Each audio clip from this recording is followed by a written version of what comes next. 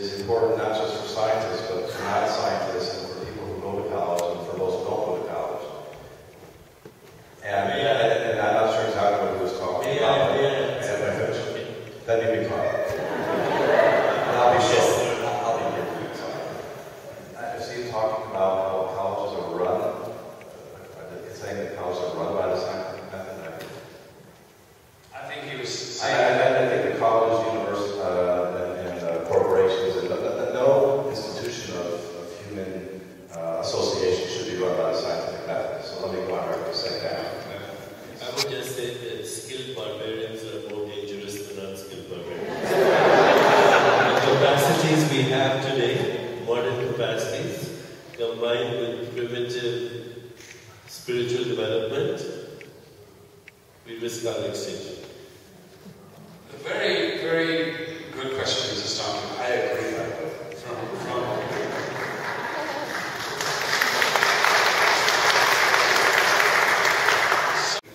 There's a good question. When we're in deep dialogue, we are open to change by the other. How has your perspective shifted through writing this book together and your conversation? Has your way of looking at things changed? Yes, I have a lot more respect for science. Remember, I have a scientific background too, so I have a lot more respect for science. I also understand the limitations of science. And I also understand that spirituality is not necessarily going to make my life more comfortable in the material world. I also understand that the big dilemmas that we have of good and evil remain unsolved. Okay? So there's a lot more flexibility in my approach now than there was before I started. And I have to say, I'm a great admirer of Deepak's spiritual teachings and his teachings about how people should treat each other and how also in business corporations should treat their employees. And since we started talking and working together, I've become much more conscious of my own spirituality. And for example, for instance, Deepak has been meditating now.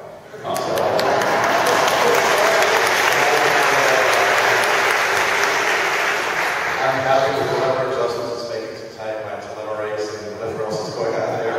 And I don't worry about exactly what's going on, but I think it's a good thing. Yeah, good thing. There's a question, I'm glad someone has brought this up. I saw civil rights activist Joseph Larry describe Occupy Wall Street as a spiritual awakening. How do the two of you view the Occupy movement? I actually went to the Occupy Wall Street and spoke to thousands of people, had them meditate together. And basically my feeling is that there's an immense desire right now in the collective psyche for social justice, for economic justice. And this is an unfair world. So I think something very important is being born there.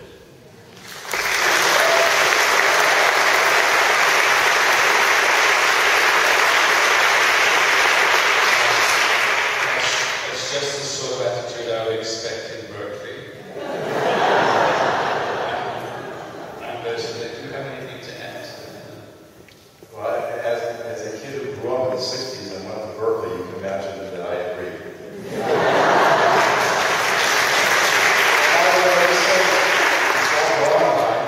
Really great. Is that video online? There's a great video of Deepak speaking to those in Wall Street, and I recommend everyone to go and check it out. This evening is a question, why isn't the book titled Bridging the Gap Between Science and Spirituality instead of Science versus Spirituality? Was that just a marketing thing from the publisher? Actually, no, it was, I think, in hindsight, perhaps when we go to the paperback edition, we should be talking about that with an extra chapter on whether this gap is bridgeable, because I think it is. I think, though, one of the worldviews of science versus spirituality is also a fair title, because in the public consciousness, there is a conflict. Okay, maybe in our consciousness, since we're not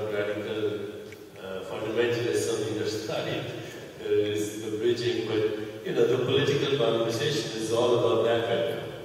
You know, evolution or no evolution. It's a silly argument. I think that just because we're not yelling and screaming for the most part and throwing things at each other, that we, one shouldn't assume that we don't have a disagreement. And we have some agreements, but we're respectful of each other, and we do have two different worldviews. And the book not only talks about our views of the universe and people as we understand it today, but why we think that and where we got, where that kind of thinking came from. And so there is a contrast in the book. I think that the word war is yes, but if we said respectful discussion about different worldviews, it doesn't look well. We're all the time. I'll go a little further. There is no world, there's only worldviews. There's no world. One of the things, some of the questions I'm trying to bring together is this whole notion of consciousness, and even the suggestion that consciousness exists on a molecular level in some ways. The implication is, how do you interpret God's spirituality or bring it into the Western medicine clinical practice? The way we do healthcare. Yeah, we don't do healthcare. We have insurance reform, no health reform. Okay, it's all about insurance. As long as healthcare is driven with a motivation of profit, it's not going to work. You go to a baker. What does the baker sell you? Bread. Go to a surgeon. You get surgery. That's unfortunately the way the system is. So healthcare reform is not even part of our national dialogue. It's not about compassion, understanding, healing. The word healing and the word holy are the same word. And healing, in my view, is the return of the memory of wholeness, which requires a totally different way of looking at patients. Which is not to say that, we shouldn't be using the marvels of modern medicine. But, we know from statistics right now that 80% of drugs that are used, pharmaceuticals, are of optional or marginal benefit. We know that $200 billion of cardiac surgery, CABG, as it's called, coronary artery bypass, is not required. It doesn't prolong, in stable angina, it doesn't prolong life by more than 1%.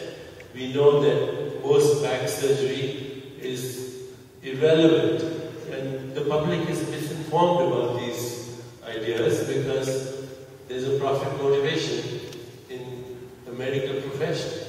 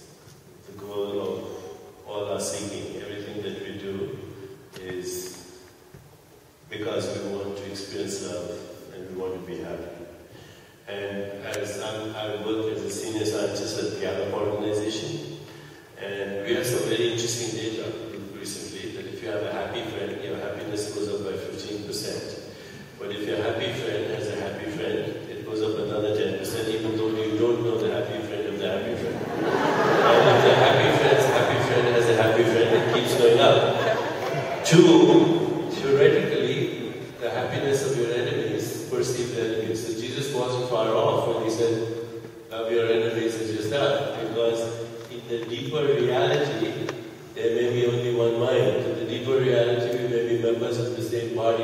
Irrespective of that, the fact is when you and I have a conversation, it's not just you and me, it's all the people in my life and all the people in your life. If you're worried about your job and I'm worried about a patient with cancer, that's going to affect our conversation. So we have this intertwining of minds. And as the Buddha said, all human suffering stems, and he's talking about existential suffering, stems from the socially induced hallucination of a separate self that does not exist. We are totally dependent on each other for our well-being.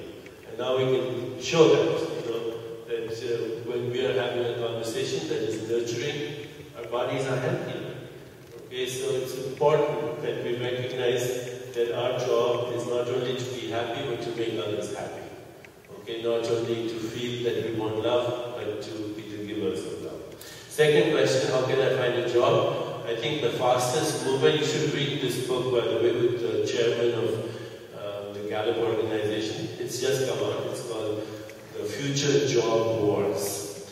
So what is becoming clear is that we're seeing an upheaval even there. The future jobs are going to be to social entrepreneurs who are going to make life better on this planet, whether it's social well-being or spiritual well-being or physical well-being or economic well-being or financial well-being. They're all linked to each other.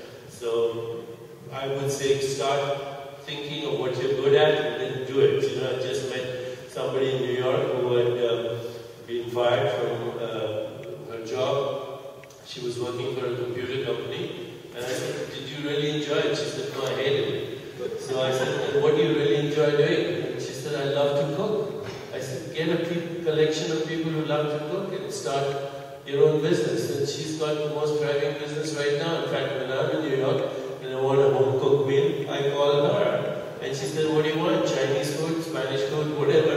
And she's got a collection of social entrepreneurs who doing this.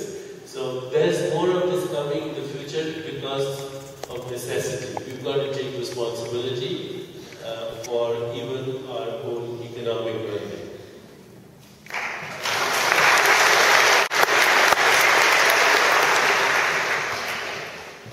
I always hate the question of what is the meaning of life, because I agree with Deepak.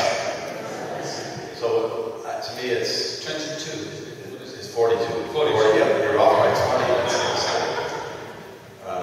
I think it's our social relationships and our interactions with other people that give our lives meaning. And as a scientist, I guess, the only thing I have to add to Deepak's eloquent statement of that is that as human beings, when you look at when biologists look at people, they are often asked what makes human beings different from other species, and there's different answers. But one of the best answers, I think, is our social lives, our social brain. There are other animals that live in very tight-knit societies, like, for instance, bees. They have a hive. They work, have to cooperate very well together. But humans have a sense not only of what we think, but what others think. I have a sense not only of what you think and what you feel right now, but what you're thinking of me. And I even have a sense of what you think that I think of you. And this goes very deep. This is called theory of mind in biology. And there's different degrees of it, depending on how you go back and forth and back and forth. And we have a very, very sophisticated theory of mind, which, like everything else, has its good and bad. It can make us very Machiavellian, but it can also make societies that cooperate very well together, that help each other, that can build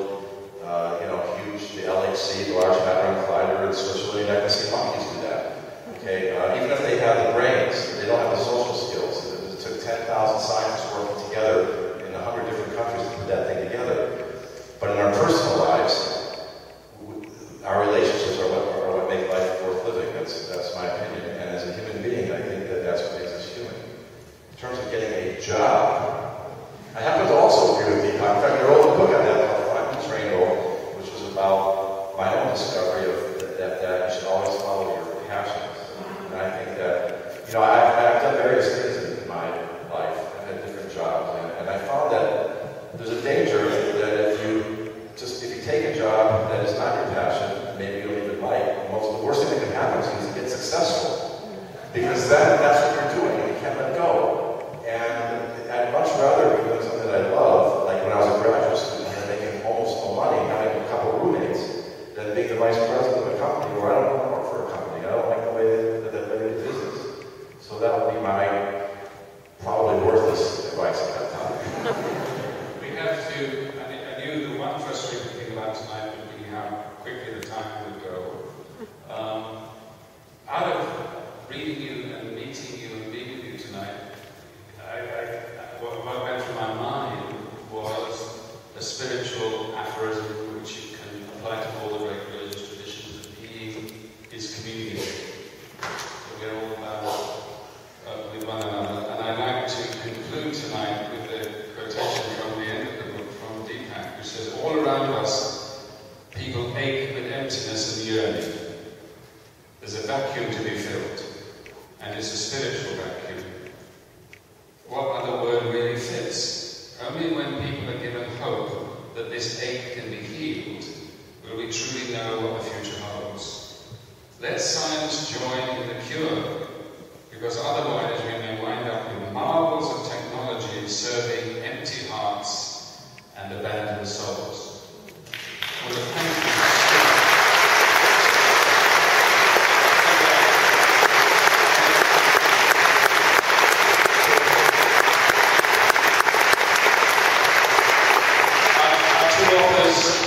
Best-selling New York Times best authors will be at the back of the church